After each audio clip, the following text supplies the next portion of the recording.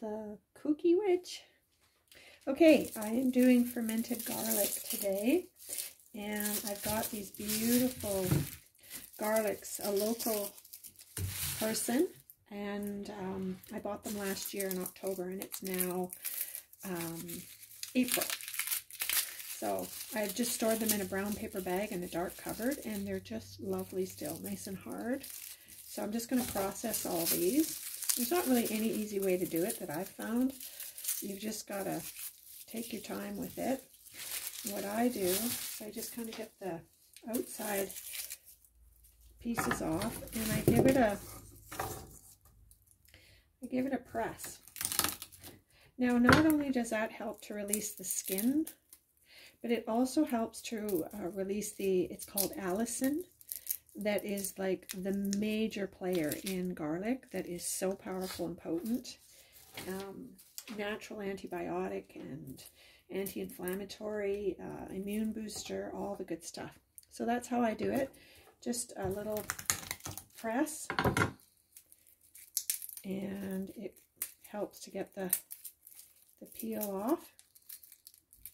That's not, I'll just press it one more time, and that should, yeah, so that's cracked it really nicely. It should come off in one piece. So I'm gonna just get to all of this. Okay, this is just kind of a little sidetrack, but there's so much garlic paper coverings that what I'm going to do is I'm going to put it all in a big pot.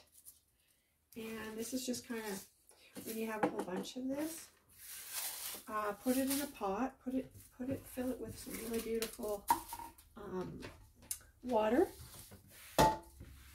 Yeah. There we go. I'm going to fill that with water and put it on the stove with some salt, and that'll make a garlic brine for soup. And just for your information, I found some beautiful ones that I actually have decided not to use. I'm going to plant these. Yep, and I'm going to plant them now, actually. So, yeah, and just see how they come, because these are beautiful ones. So I'm going to plant those. So now I have all of that, and my next job is to take a paring knife, and you see, you don't want any brown. You want it really nice and clean,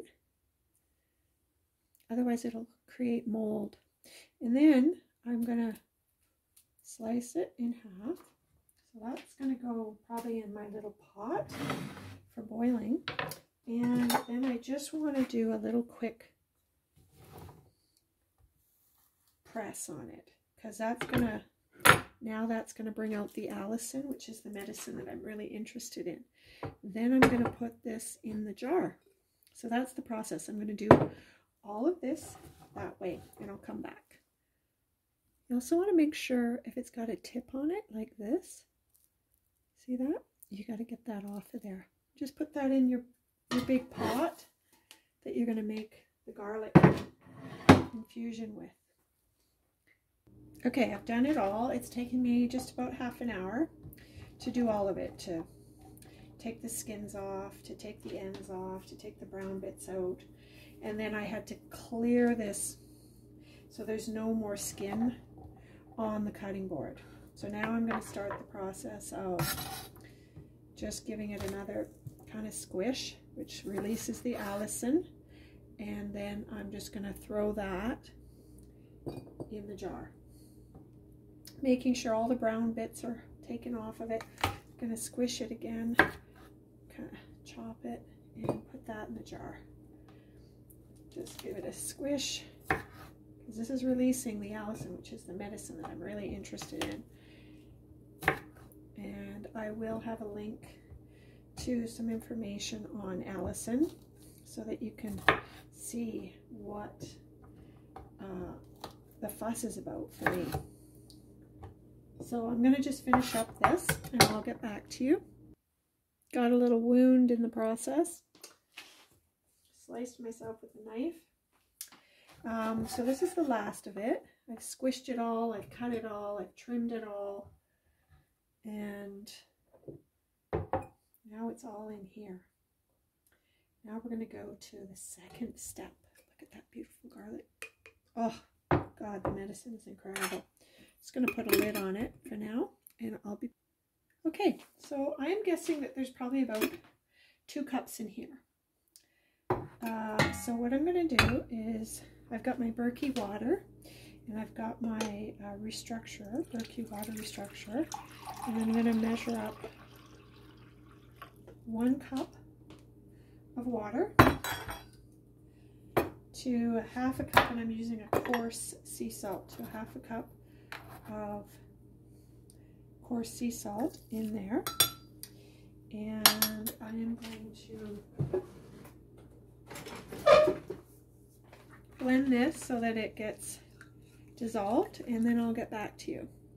Okay, so I pretty much dissolved this, and you can add herbs to this, but I've never done it before, so I just want to see what it's going to do.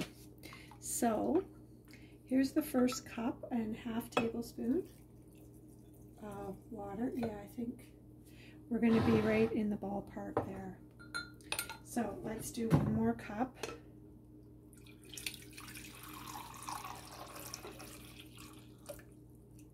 A little bit more. And I restructure it because it then becomes like living water. So now I'm going to do another 1/2 tablespoon of salt. Do the same thing and dissolve this, and I'll come back.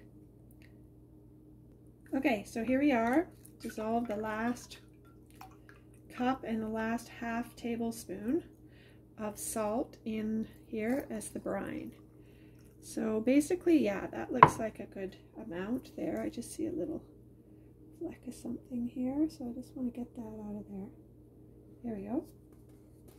Okay, so the whole idea is that you want to keep the garlic down underneath the water. Otherwise, we're going to have problems and get mold in there.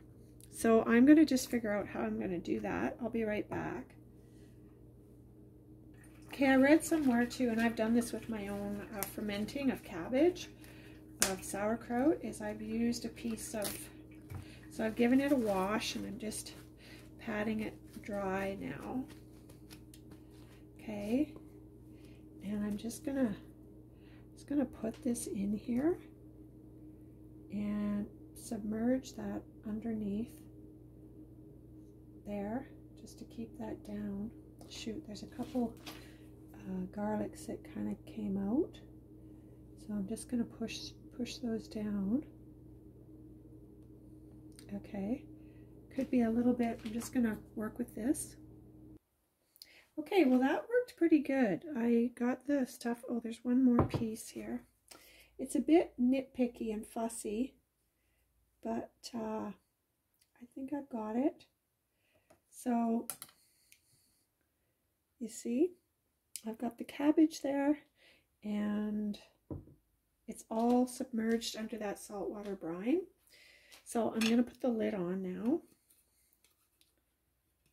And I'm going to put that in the cupboard for at least a month in a dark place. And then I'm going to come back to it. So that is fermented garlic. Hope you've enjoyed this. Kooky Witch signing out.